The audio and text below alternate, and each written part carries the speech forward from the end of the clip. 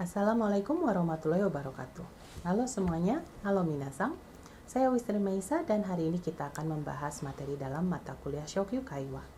Mata kuliah ini adalah mata kuliah percakapan bahasa Jepang level dasar. Sehingga melalui mata kuliah ini, pembelajar bisa melatih percakapan sederhana dalam bahasa Jepang yang dekat dengan kehidupan sehari-hari. Tema hari ini adalah Gakko, di mana subtopik yang akan kita bahas adalah bagaimana bertanya tentang lokasi suatu tempat menggunakan koko, soko, asoko, dan mendeskripsikan tempat tersebut. Setelah menyimak video pembelajaran ini, diharapkan pembelajar dapat menyampaikan lokasi dan mendeskripsikan suatu tempat dalam bahasa Jepang yang sederhana. Minasan, konnichiwa. Kyou no jugyo no tema wa Gakko toいうテーマで、ここ、そこ、あそこの使い方を説明します。そして、そのところはどんなところかの伝え方も習います。では、授業を始めましょう。Nah, berikut adalah subtopik pembelajaran hari ini.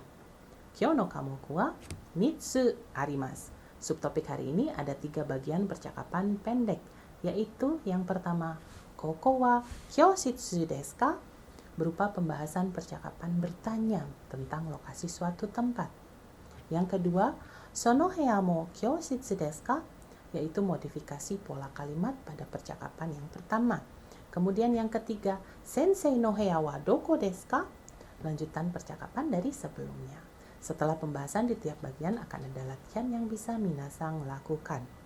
Baik, mari langsung saja kita mulai. Dewa, tsugi no slide e idou shimashou. Perhatikan percakapan sederhana bagian pertama ini. Silakan ucap ulang setelah saya dengan menggunakan fitur pause. Ohayou gozaimasu. Ohayou gozaimasu. Sensei, koko wa kyoshitsu desu ka?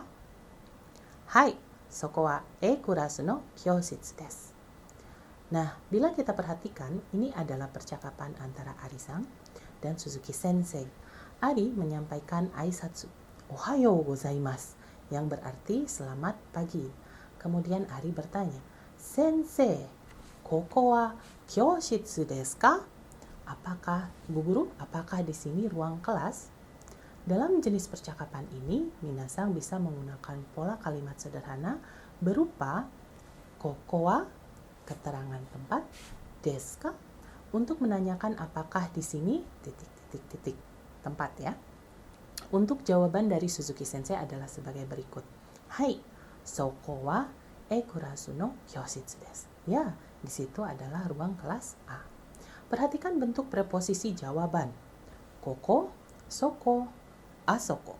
Koko menyatakan di sini dengan indikasi bahwa posisi tempat dekat dengan pembicara. Soko menyatakan di situ dengan indikasi tempat tersebut jauh dari pembicara namun dekat dengan lawan bicara.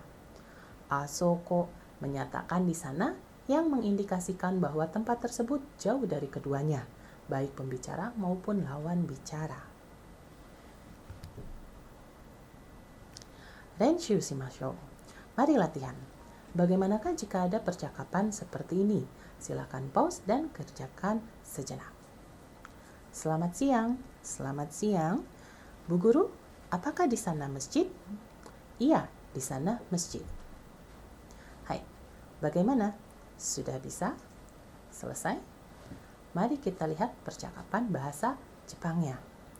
Ari, konnichiwa. Suzuki, konnichiwa. Ari, sensei, asoko wa mosuku desu ka? Suzuki, hai, asoko wa uemie no mosuku desu.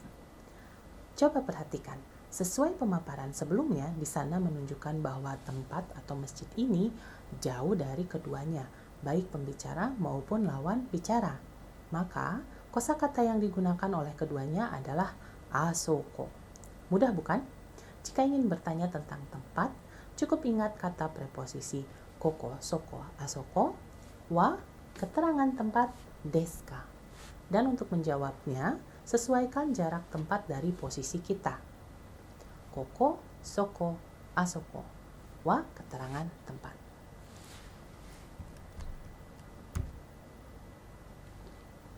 Nah, Perhatikan percakapan sederhana lanjutan bagian pertama ini. Silakan ucap ulang setelah saya dengan menggunakan fitur pause. Sono heya mo kyoshitsu desu ka? Iie, koko wa kyoshitsu de wa arimasen. Sensei no heya desu. Donata no heya desu ka? Yamamoto sensei no heya desu. Isi percakapan ini masih percakapan dari Ari-san dan Suzuki sensei. Ari, apakah ruangan itu juga ruang kelas? Suzuki sensei, bukan.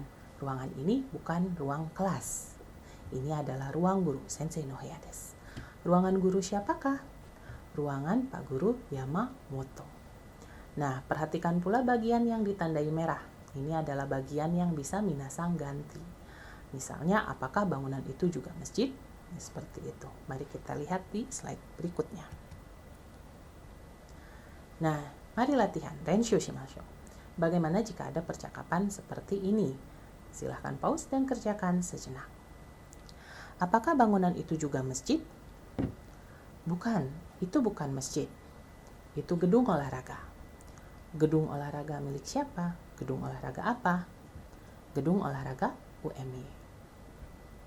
Hai, owarimashita ka? Dekimashita ka? Bagaimana? Sudah selesai? Bisa? Mari kita lihat percakapan bahasa Jepangnya. Ari, ano tatemono mo mosuku desu ka? Meisa, iie, ano tatemono wa mosuku de wa arimasen. Daikukan desu. Ari, nan no daikukan desu ka? Meisa, uemie no daikukan desu. Nah, jika kita perhatikan di sini muncul kata tanya baru, bukan donata tapi nan, yang berasal dari kata nani, yaitu apa. Jadi, ketika mau menanyakan bangunan apa, maka yang digunakan adalah nan no tatemono desu ka.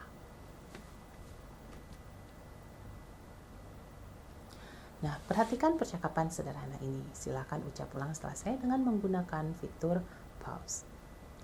Suzuki sensei no heya wa doko desu ka? Asoko desu.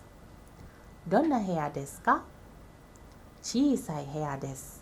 Nah, isi dari percakapan ini adalah percakapan antara Ari dan Suzuki. Suzuki sensei no heya wa doko desu ka? Ruangan Suzuki, Pak Guru Suzuki ada di mana? Asoko desu, di sana. Donna heya desu ka? Ruangannya seperti apa? Chisai heya desu. Ruangannya kecil atau ruangannya sempit. Nah, bagian yang ditandai merah ini jika diperhatikan adalah bagian yang bisa minasang ganti. Misalnya seperti tadi. Suzuki sensei no heya wa doko desu ka? Meisa sensei no heya wa doko desu ka? Ruangan Bu Guru Meisa ada di mana? Renshu shimashou. Mari kita latihan kembali. Bagaimana jika ada percakapan seperti ini? Silakan pause dan kerjakan sejenak. Ruangan Bu Guru Meisa di mana? Di sana. Ruangannya seperti apa? Ruangannya terang.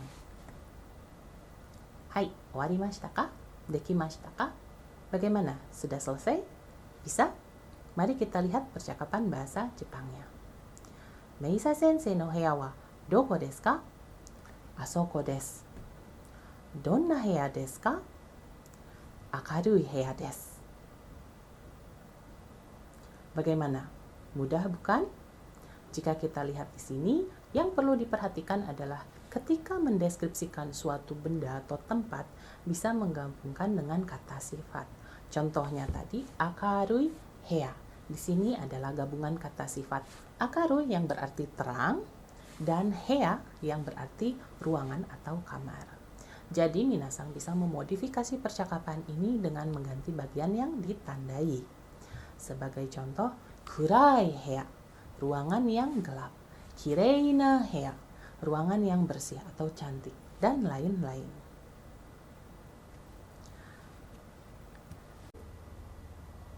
Demikian materi hari ini tentang bagaimana bertanya lokasi suatu tempat dan mendeskripsikan tempat tersebut.